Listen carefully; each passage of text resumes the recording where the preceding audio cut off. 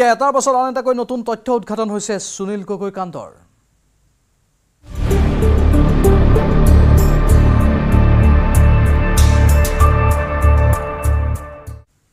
সুনীল গগৈ ক'ত সেয়া এতিয়াও কোটিটকীয়া প্ৰশ্ন হিচাপে বিবেচিত হৈছে। ইয়াৰ মাজতে ঢকুৱাখনাৰ সুনীল গগৈ কাণ্ডক লৈ আৰক্ষীয়ে ক্ষীপ্ৰ তদন্ত চলাইছে। 9 ঘণ্টীয়া জেৰাৰ অন্তত ঢকুৱাখনা আৰক্ষীয়ে জামিনত যাবলৈ দিলে সুনীল গগৈৰ পত্নী, পুত্ৰ আৰু ভতিজাকক। বুধবাৰে পুৱা 10 বজাৰ পৰা আৰক্ষীয়ে পৃথকে জেৰা চলাই তিনিওকে। এই জেৰাত আৰক্ষীয়ে লাভ কৰিছে কেতবোৰ নতুন তথ্য। বৃহস্পতিবাৰে পুনৰ পুৱা 10 বজাত আৰক্ষী থানাত হাজিৰ হোৱাৰ নিৰ্দেশ দিছে তিনিওকে। আৰক্ষী থানাত হাজিৰ হ'ব লাগিব সুনীল গগৈৰ পত্নী পুষ্পা গগৈ, পুত্ৰ সৌৰভ গগৈ, ভতিজাক জয়ন্ত গগৈ। জেৰাৰ মাজতে আৰক্ষীয়ে সুনীলৰ পুত্ৰ সৌৰভ গগৈক লৈ অভিযান চলাই সুনীল গগৈৰ ঘৰৰ চৌহদতে থকা শ্ৰমিকৰ কোঠাতো অভিযান চলাই আৰক্ষীয়ে। সুনীলৰ ভাতৃৰ ঘৰতো অভিযান চলাই আৰক্ষীয়ে। এই অভিযান কালত আৰক্ষীয়ে পেন ড্ৰাইভৰ লগতে জব্দ কৰে ভোটাৰ ID কাৰ্ড, বেংক পাছবুককে ধৰি বহু গুৰুত্বপূৰ্ণ নথি।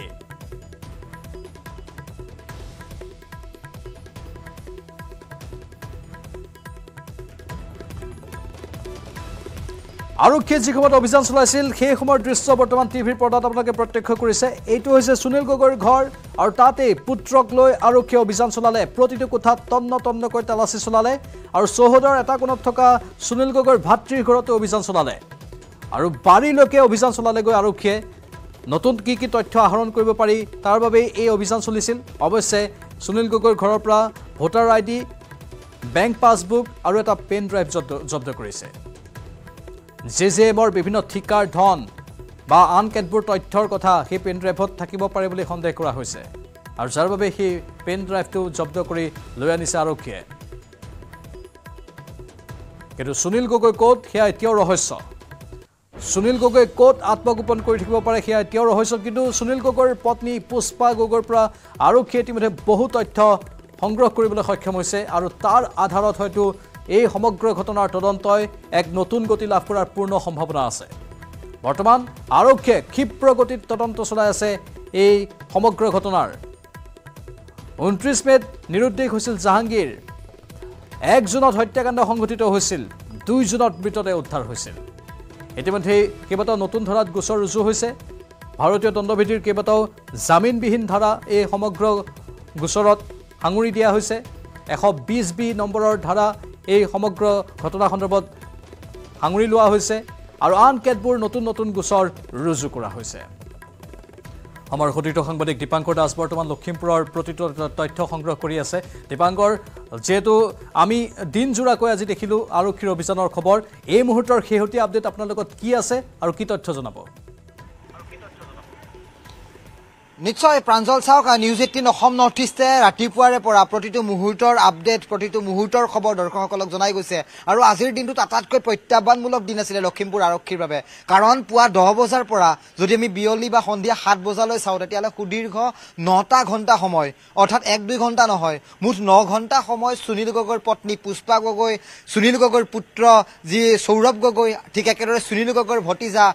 জয়ন্ত গগৈক দিনজোৰাকৈ জেৰা চলাইছিলে। তাৰে মাজত যদি আমি 3 বজাৰ পৰা যদি আমি এটা মাত্ৰ 2 বা 3 ঘণ্টাৰ যদি সময় আমি কিছু বিশ্লেষণ কৰোঁ তেতিয়াহ'লে পিছে কেৱল নিউজ 18 অসম নৰ্থ ইষ্টে আৰক্ষীৰ সৈতে গৈ আমি যি ভিজুৱেল সংগ্ৰহ কৰিছিলোঁ, যি আমি দৃশ্য আমি দৰ্শকসকলক দেখুৱাইছিলোঁ, সঁচাকৈ খুব আচৰিত কৰি তোলা ধৰণৰ। কাৰণ যিগৰাকী লোক বৰ্তমান নিৰুদ্দেশ বা তেওঁ ক'ত হেৰাল বুলি এক প্ৰকাৰ আৰক্ষীয়ে হাই কৰিছে, অসম আৰক্ষীয়ে এক প্ৰকাৰ হাহাকাৰ কৰিছে, সেই সুনীল গগৈক বিচৰাৰ পৰিৱৰ্তে সুনীল গগৈৰ বাসগৃহতে অভিযান চলালে। মই এই মুহূৰ্তত ঢকুৱাখনা আৰক্ষী থানাৰ সন্মুখভাগত উপস্থিত আছোঁ। ছিনিয়ৰ ভিডিঅ' জাৰ্নেলিষ্ট এই মুহূৰ্তত মোৰ লগত অঞ্জন ডেকা আছে। অঞ্জনে দেখুৱাব যে এই নিশাও এই মুহূৰ্তত আৰক্ষীৰ তৎপৰতা দিনৰ দৰে সমানেই ক্ষীপ্ৰতৰ হৈছে। যিমান পাৰে সিমান সময় উকলি গৈছে। কাৰণ বিগত যদি আমি লক্ষ্য কৰোঁ প্ৰায় 18 পৰা 19টা দিন আৰক্ষীৰ কোনো সুমুহূৰ্ত নাছিলে। স্বয়ং লখিমপুৰলৈ পদাৰ্পণ ঘটিছিল ৰাজ্যৰ DGP গৰাকীৰ,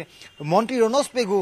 আন বিধায়ক, আন বিজেপি নেতা পালি নেতা। কিন্তু তেনে সময়তে যেতিয়া সমগ্ৰ ঘটনাটো হায়দৰাবাদৰ পৰা এক প্ৰকাৰ স্পষ্ট কৰা হ'ল যে এই মৃতদেহটো জাহাংগীৰৰ, তাৰ পিছত যদি আমি চাওঁ সমগ্ৰ ছবিখন এক প্ৰকাৰ ওলোটা হৈ পৰিল। অৰ্থাৎ আমি পিছলৈ যেতিয়া লক্ষ্য কৰিম তেতিয়াহ'লে সুনীল গগৈৰ যেতিয়া মৃতদেহটো নহয় বুলি এক প্ৰকাৰ আৰক্ষীয়ে যি SP পৰ্যায়ৰ সংবাদমেলৰ জৰিয়তে তেওঁলোকে যিটো তথ্য স্পষ্ট কৰিলে, তাৰ পিছতে আৰক্ষীৰ মাজত হাহাকাৰ লাগিল। আজি যদি আমি লক্ষ্য কৰোঁ প্ৰায় 2 ঘণ্টা সময় সুনীল গগৈৰ ঘৰত নিজৰ পুত্ৰক লগত লৈ আৰক্ষীয়ে অভিযান চলালে। লক্ষ্য কৰিছিলোঁ মুঠ 26 গৰাকীকৈ আৰক্ষীৰ লোকে সুনীল গগৈৰ বাসগৃহৰ ভিতৰত সোমাই মুঠ 4টাকৈ কোঠাত তেওঁলোকে সামগ্ৰীসমূহ লণ্ডভণ্ড কৰিছিল ঘৰটোৰ পৰা মূল্যৱান বুলি তেওঁলোকে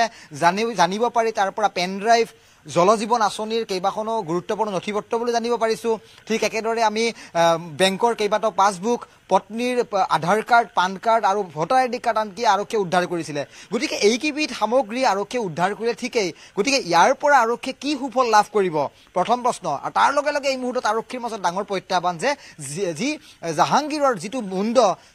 মুণ্ড বৰ্তমানত কিন্তু আৰক্ষীয়ে উদ্ধাৰ কৰিব পৰা নাই গতিকে অতি নৃশংস এটা হত্যাকাণ্ড কাৰণ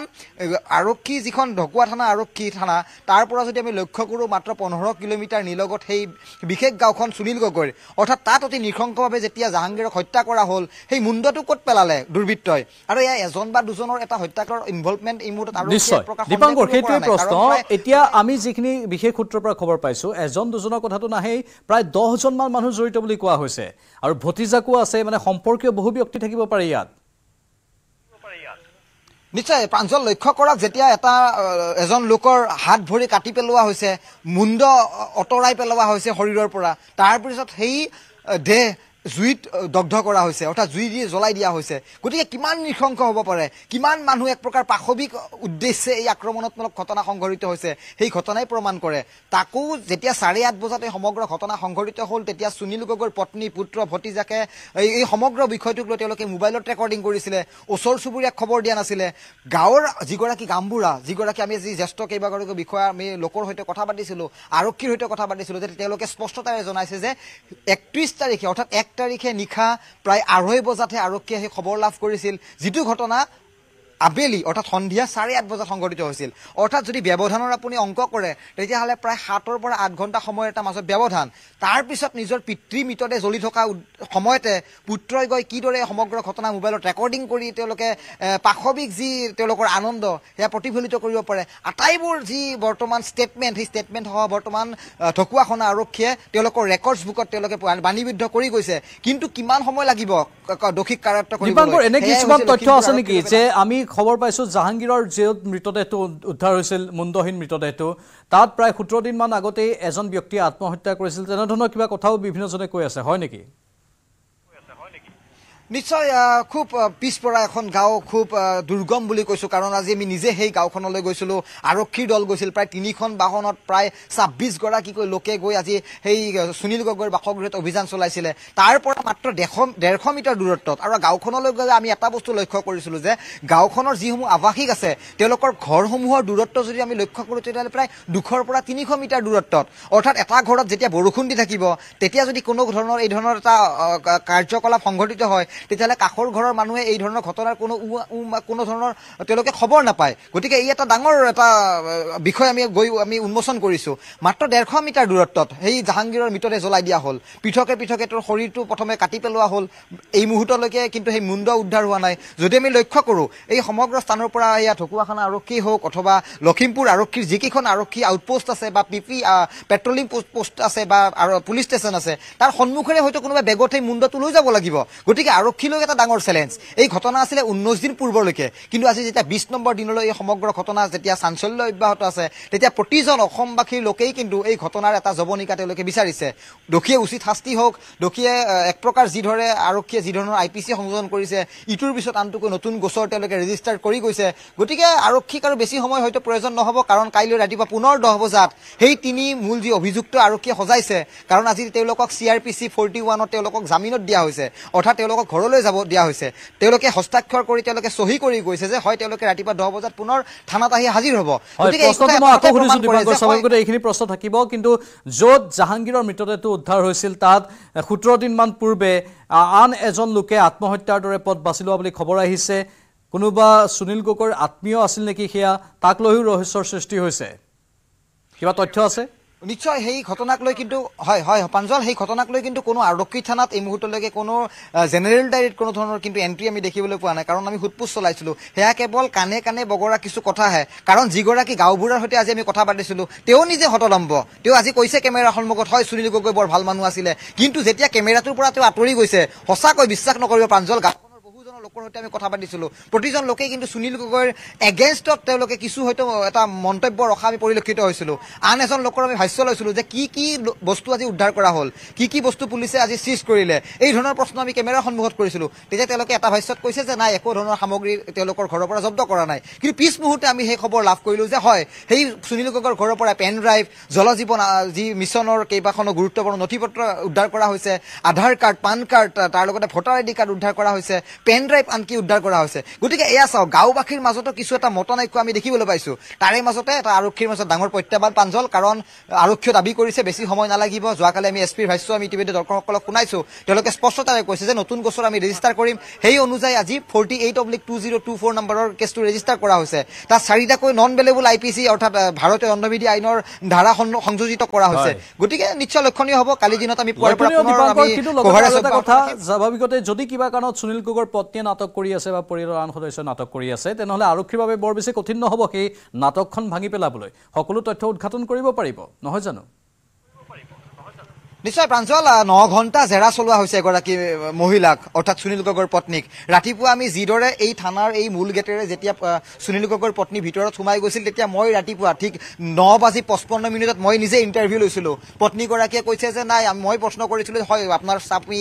সুনীল গগৈৰ ক'ৰবাত আপুনি কিবা সম্ভেদ বা কিবা খবৰ লাভ কৰিছিল নেকি তেতিয়া গোটেই ছবিখন কিন্তু এক প্ৰকাৰ তেওঁ খুব সহজভাৱে লৈ তেওঁ কেমেৰাৰ সন্মুখত মন্তব্য প্ৰদান কৰিছিল কিন্তু যেতিয়া এই গেটখনৰে অৰ্থাৎ এই যি দুৱাৰখনেৰে যেতিয়া সুনীল গগৈৰ পত্নী পুষ্পা গগৈ ওলাই আহিছিল তেতিয়া আমি কিছু মানসিক বা তেওঁৰ মুখমণ্ডলত কিছু এটা আমি চাপ দেখিবলৈ সক্ষম হৈছিলোঁ কোনো এটা প্ৰশ্নৰ উত্তৰ তেওঁ দিবলৈ সক্ষম হোৱা নাছিল গতিকে এটা ডাঙৰ তেওঁ এটা চেলেঞ্জিং মুড হ'ব আৰক্ষীৰ বাবেও কাৰণ আৰক্ষীৰ প্ৰেছাৰাইজ থাকে কি ধৰণে মন্তব্য দিব সেই এটা কথাক লৈ তেওঁলোকৰ কিছু মত বিৰোধ থাকে কাৰণ আমি যদি লক্ষ্য কৰোঁ 18, 20, 19টা দিনলৈকে তেতিয়াহ'লে বিপৰীত মন্তব্য প্ৰতিজন সদস্যৰ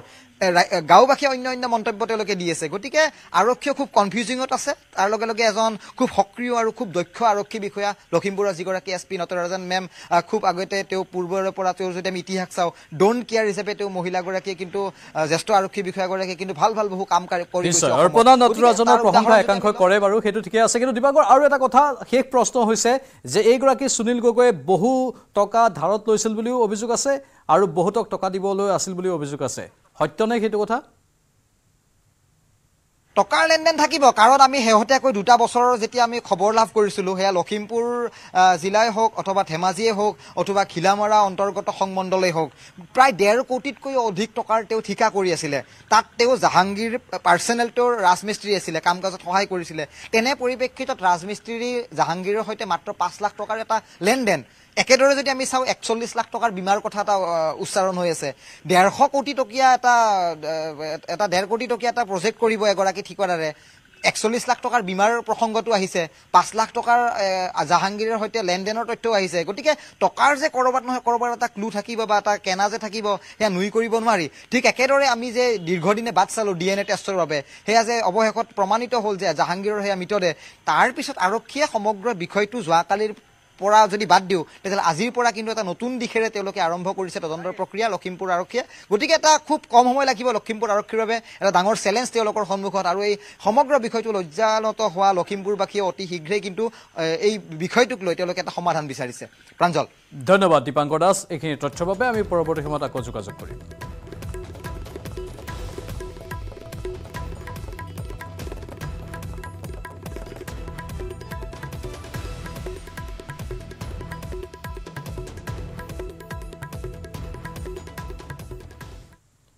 ইয়াৰ মাজতে কিন্তু প্ৰশ্ন উত্থাপন হৈছে জাহাংগীৰ হুছেইনৰ হত্যাকাণ্ডৰ আঁৰত কোন সুনীল গগৈ অকলেই জাহাংগীৰক হত্যা কৰি পলাই যোৱাটো সম্ভৱ নে জাহাংগীৰৰ হত্যাকাণ্ডত জড়িত আছে আন কেইবাজনো ঘাতক জাহাংগীৰ হুছেইনৰ ঘাতক কোন শিৰচ্ছেদ কৰাৰ লগতে হাত ভৰি ছিন্ন বিচ্ছিন্নকৈ কাটি ঘাতকে জুইত জাপি দিছিল জাহাংগীৰৰ মৃতদেহ আনকি মৃতদেহ চিনাক্ত কৰিব নোৱাৰাকৈ ৰাসায়নিক দ্ৰব্য ব্যৱহাৰ কৰিছিল ঘাতকে ৰাসায়নিক দ্ৰব্য ব্যৱহাৰ কৰাৰ পাছত ঘাতকে জ্বলাই দিছিল মৃতদেহ কেৱল এটা ঘাতকেই ইমানখিনি কৰাটো সম্ভৱ নে প্ৰাথমিক তদন্তত সেয়া অসম্ভৱ বুলি ধৰিব পৰাৰ বাবেই বুধবাৰে নতুনকৈ ৰুজু কৰা গোচৰত আৰক্ষীয়ে সন্নিৱিষ্ট কৰিছে ভাৰতীয় দণ্ডবিধিৰ ৩৪ নম্বৰ ধাৰা যি ধাৰাই স্পষ্ট কৰিছে জাহাংগীৰৰ হত্যাকাণ্ডত জড়িত আছে কেইবাটাও ঘাতক লগতে আৰক্ষীৰ গোচৰত সন্নিৱিষ্ট হোৱা ভাৰতীয় দণ্ডবিধিৰ ২০১ নম্বৰ ধাৰাই স্পষ্ট কৰিছে হত্যাকাণ্ডৰ তথ্য প্ৰমাণ নষ্ট কৰোঁতে বহু লোক জড়িত থকাৰ কথা জাহাংগীৰক পূৰ্ব পৰিকল্পিতভাৱে হত্যা কৰাৰো সন্দেহ তদন্তকাৰী আৰক্ষীৰ যাৰ বাবে গোচৰত আৰক্ষীয়ে সন্নিৱিষ্ট কৰিছে ৩০২ ধাৰা জাহাংগীৰৰ নৃশংস হত্যাকাণ্ডৰ আঁৰত ষড়যন্ত্ৰৰ গোন্ধ পোৱা হেতুকে তদন্তকাৰী আৰক্ষীৰ গোচৰত আছে ১২০ বি ধাৰা तो अभी ये नया केस का एक इन्वेस्टिगेशन शुरू होगा और 1 जून रात को 8 बजे से Sunil Gogoi has been absconding और अभी ये नया मर्डर इन्वेस्टिगेशन के थ्रू हमें अभी सुनील गोगोई को लोकेट करना पड़ेगा उनका जितना भी फैमिली मेंबर्स है जिसके घर से जहांगीर निरुद्देश हुआ है गायब हुआ है उन सबका पूछताछ किया जाएगा और आज because of the DNA report and हमारा जो इन्वेस्टिगेशन का लाइन था उसे अभी क्लियर हुआ है कि ये जो पूरा मर्डर का जो स्टोरी बताया गया है एक फॉल्स स्टोरी है एंड बाकी मर्डर इन्वेस्टिगेशन के थ्रू बाकी डिटेल्स जो है इन्वेस्टिगेशन से पता चलेगा বিপৰীতে হত্যাকাণ্ডৰ ১৮ দিনৰ পাছতো আৰক্ষীয়ে জাহাংগীৰৰ চিহ্নবুন্দ উদ্ধাৰ কৰিব নোৱাৰা ঘটনাই সৃষ্টি কৰিছে ৰহস্য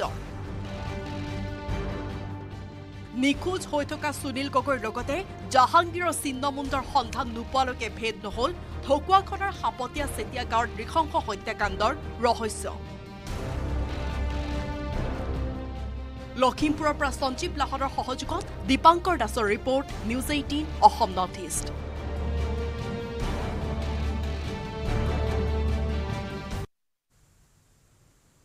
১ জুনৰ নিশা ৮:৩০ বজাত মাছলৈ ওলাই অহা সুনীল গগৈ ক'ত হেৰাল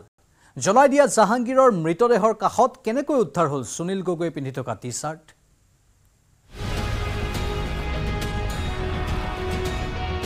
ঘাতকৰ নৃশংসতাৰ বলি হ'ল জাহাংগীৰ হুছেইন কিন্তু ক'ত হেৰাল সুনীল গগৈ ১ জুনৰ নিশা ৮:৩০ বজাত আধা খোৱাকৈ ভাতৰ পাতৰ পৰা উঠি মাছলৈ যোৱা সুনীল গগৈ নিখোজ হোৱাৰ আঁৰত কি সুনীল গগৈ নিখোজ হোৱাৰ বিপৰীতে জাহাংগীৰৰ মৃতদেহৰ কাষত কেনেকৈ উদ্ধাৰ হ'ল মাছলৈ আহোঁতে সুনীলে পিন্ধি অহা টি-চাৰ্ট টৰ্চ লাঠি আৰু চেণ্ডেল ঘটনাৰ দিনাই টি-চাৰ্ট খুলুকাই লৈ সুনীলক হত্যা কৰাৰ থিয়ৰী নস্যাৎ কৰিছিল নিউজ 18 অসম নৰ্থ ইষ্টে মৃতদেহৰ পৰিচয় উদ্ধাৰ কৰিব নোৱাৰাকৈ মুণ্ডহীন শৰীৰ ছিন্ন ভিন্ন কৰি জুইত জাপি দিয়া ঘটনাটো ৰহস্য থকাৰ কথা উল্লেখ কৰিছিল নিউজ 18 অসম নৰ্থ ইষ্টে অভিযন্তা জয়ন্ত গোস্বামীক ধৰাই দিয়াৰ বাবে সতীৰ্থ ঠিকাদাৰৰ নৃশংসতাৰ বলি হোৱা সম্ভাৱনাও তেতিয়াই নাকচ কৰিছিলোঁ আমি বিপৰীতে এতিয়ালৈ আৰক্ষীয়ে নিশ্চিত কৰিব পৰা নাই ২৯ মে'ৰ পৰা নিখোজ হৈ থকা জাহাংগীৰে ৩০ মে'ৰ পুৱা ১১ বজাত আধাৰ আৰু পেন কাৰ্ড বিচাৰি ভায়েক জাহিদুললৈ ফোন কৰাৰ কাৰণ সেইদিনাই আবেলি ৩ বজাত ধুবুৰীৰ গৌৰীপুৰত থকা পত্নীৰ পৰা ফটো আকাৰে আধাৰ আৰু পেন কাৰ্ড লোৱাৰ পাছতে জাহাংগীৰৰ মোবাইল ফোন ছুইচ অফ হৈ যোৱাৰো কাৰণ বিচাৰি পোৱা নাই তদন্তকাৰী আৰক্ষীয়ে